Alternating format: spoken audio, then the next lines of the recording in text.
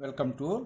प्यारे बच्चों, हमें एक्सरसाइज 5.5 को करना है, जिसमें सबसे पहला क्वेश्चन हमें दिया है निम्नलिखित में से कौन लंब रेखाओं के उदाहरण हैं।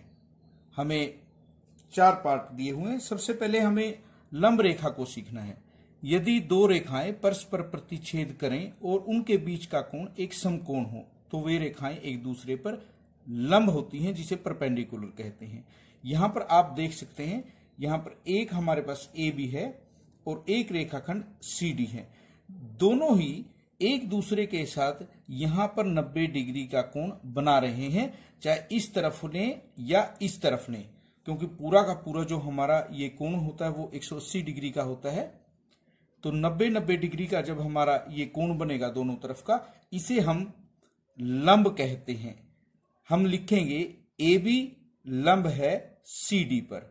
ये हमारा लंब का निशान है, परपेंडिकुलर जिसे हम कहते हैं। पहला जो क्वेश्चन हमारे पास है, मेज के ऊपरी सिरे की आसन भुजाएं।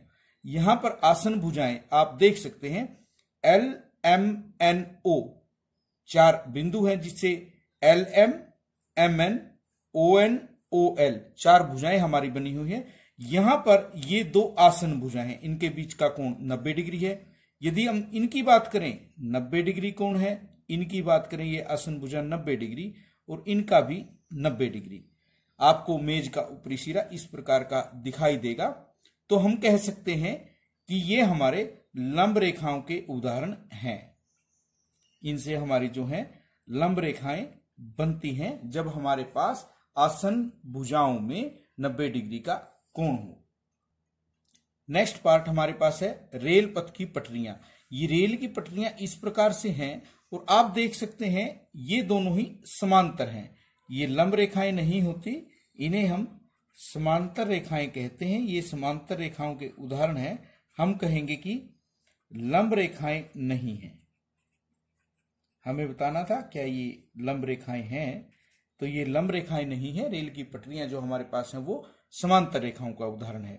अक्षर एल बनाने वाले रेखाखंड, 2 रेखाखंड आप लें, इस प्रकार आप देखते हैं ये हमारा अक्षर एल बनता है। उनके दोनों रेखाखंडों के बीच में जो कोण है वो 90 डिग्री का है।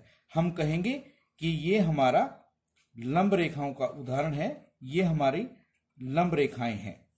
उसके बाद हमारे पास नेक्स्ट पार्ट में दिया हुआ है अक्षर वी बनाने वाले रेखाखंड। ये वी है। रेखाखंडों से जब हम बनाएं तो इनके बीच का जो कोण है वो क्या हमें चेक करना है, 90 डिग्री है या नहीं है। ये जो कोण हमारे पास है वो न्यून कोण है। न्यून कोण है तो इसका मतलब हमारी ये लंब रेखाएं नहीं होंगी।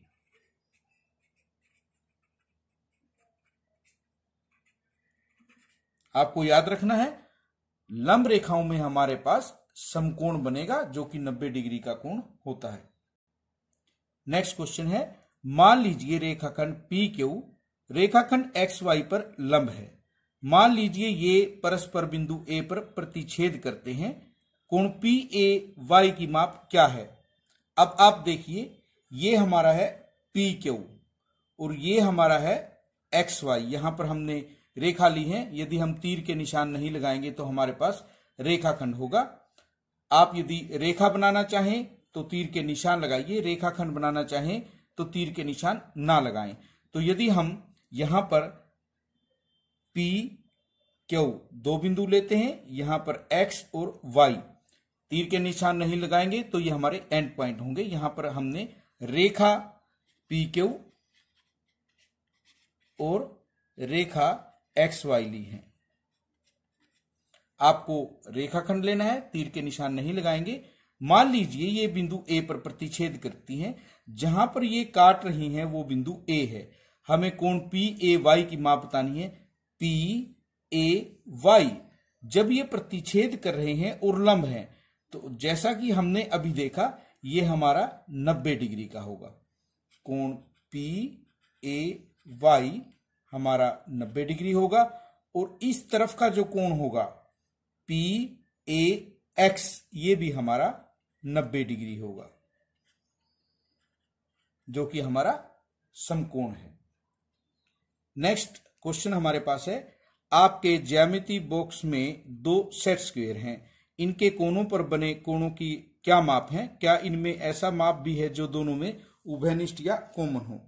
तो सेट स्क्वायर आप देख सकते हैं हमारे पास जो ज्योमेट्री बॉक्स में ये दो इंस्ट्रूमेंट है इन्हें हम सेट स्क्वायर कहते हैं। यहां पर मैंने इनके साथ माप लेकर ये बनाए हैं ताकि आप अच्छे से देख सकें, क्योंकि हमें इनके कोणों को भी मापना है। ये हमारे दो सेट स्क्वायर हैं। क्या देख सकते हैं आप, यहां देखिए ये हमारा 90 डिग्री का कोण है, ये भी 90 डिग्री का कोण है। इसका मतलब जो हमारा उभयनिष्ठ कोण है वो तो आपने देख लिया कि 90 डिग्री है। हमें दूसरे कोण भी बताने हैं, वो कितनी कितनी माप के हैं। आप इसके लिए अपना डी प्रयोग कर सकते हैं और डी से इन्हें माप सकते हैं। सबसे पहले डी को इस तरह से यहां पर रखेंगे और देखेंगे ये हमारा 30 डिग्री का कोण है। ये हमने देखा कि हमारा 90 डिग्री का कोण है। यहां पर जब आप देखेंगे इस प्रकार इसे रखेंगे और ये देखिए ये हमारा 60 डिग्री का कोण है।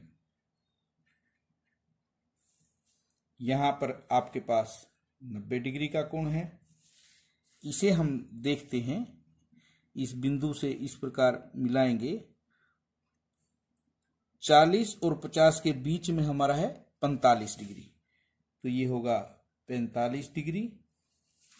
इसी प्रकार हम इस कोण को लेंगे और ये भी हमारा आप देख सकते हैं 40 और 50 के बिल्कुल बीच में है, ये भी हमारा 45 डिग्री।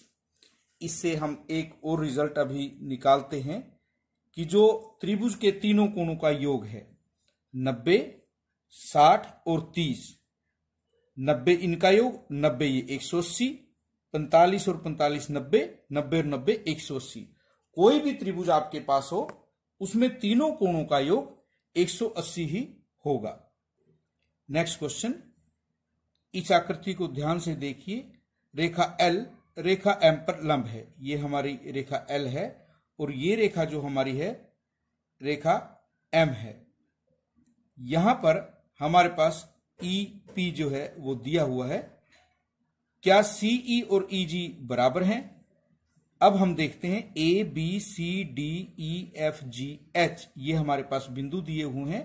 सीई, सी से ई तक हमारे पास 1 इकाई 2 इकाई है और ई से जी तक यहां से देखिए 1 इकाई 2 इकाई, दोनों में हमारे पास 2-2 इकाई है। तो हम कहेंगे हां सीई बराबर है ईजी। उसके बाद हमसे पूछा गया है क्या रेखा पीई रेखाखंड सीजी को समद्विभाजित करती है? अब पीई हम देखते हैं, ये हमारे पास है सीजी, सी से जी तक हमारे पास देखिए यहां से 1 2 3 4 इकाई था, यहां पर 2 इकाई है और इससे इस तरफ भी 2 इकाई है। तो हम कह सकते हैं हां पीईसीजी को समद्विभाजित करती है। कोई दो रेखाखंडों के नाम लिखिए जिनके लिए पीई लंब समद्विभाजक है। हम देखते हैं यहां पर जो हमारा कोण बन रहा है वो 90 डिग्री है, लंब ये हमारे पास है, समद्विभाजक भी हमें बताना है। तो यदि हम यहां से 1 इकाई चलते हैं, इससे 1 इकाई इस तरफ चलना होगा, यानी डीई और ईएफ हमारे लिए 1 इकाई की दूरी पर है और दोनों ही हमारे बराबर रेखाखंड है। यदि 2 इकाई की हम बात करें, सीई और ईजी जैसा कि हमें दिया हुआ था वो भी हमारे बराबर रेखाखंड है। 3 इकाई की हम बात करते हैं, बीई और ईएच, बीई बराबर है ईएच। इस प्रकार आप इनकी दूरी को देखकर बता सकते हैं। उसके बाद नेक्स्ट पार्ट, हमसे पूछा गया है क्या ए सी बड़ा है एफ जी से? ए से सी की जो हमारी दूरी है वो 2 इकाई है और एफ से जो दूरी है जी की वो 1 इकाई है। ए सी की 2 इकाई, एफ जी की 1, तो हम कहेंगे ए सी बड़ा है एफ जी से, ये सत्य है। सी डी और जी एच, सी डी और जी एच, सी से डी की दूरी भी 1 इकाई और जी से एच की दूरी भी 1 इकाई है, तो हम कहेंगे ये हमारा क्या है, दिया हुआ सत्य है। बीसी और ई एच, बीसी 1 इकाई है और ई एच हमारा 3 इकाई है। बीसी 1 इकाई, ई एच 3 इकाई, हम कह सकते हैं बीसी छोटा है ई एच से, ये भी हमें सत्य दिया हुआ है। अब हम नेक्स्ट पार्ट देखते हैं। अभी हमने लंब समद्विभाजक खींचने का जिक्र किया, आज हम लंब समद्विभाजक खींचना सीखेंगे। सबसे पहले हमने एक यहां रेखाखंड लिया है जिसका नाम हमने ए बी लिया है। अब आप अपनी प्रकार से आधी से अधिक खोलें और एक तरफ से इस तरह से 2 चाप लगाएं। उसके बाद आप ए बिंदु से लें और 2 चाप इस प्रकार लगाएं, और यदि यह नहीं काटती तो बी से दोबारा से आप देखकर चाप इस प्रकार लगाएं। आपकी चाप कहीं ना कहीं 2 जगह पर अवश्य काटती है, एक ऊपर की ओर, एक नीचे की ओर। जब आप इन 2 बिंदुओं को मिलाएंगे, आप इसे बिंदुदार भी मिला सकते हैं, ए बी को कहीं ना कहीं अवश्य प्रतिच्छेद करता है, इसे हम एम बिंदु लेते हैं। और आपको यह ध्यान रखना है ए एम और बी एम की दूरी जो है ये हमारी बराबर होगी। यहां पर जो कोण बनेगा वो हमारा 90 डिग्री होगा। ये लंब भी है और समद्विभाजक भी है। इस प्रकार आपको दिए हुए रेखाखंड का लंब समद्विभाजक खींचना आना चाहिए। धन्यवाद।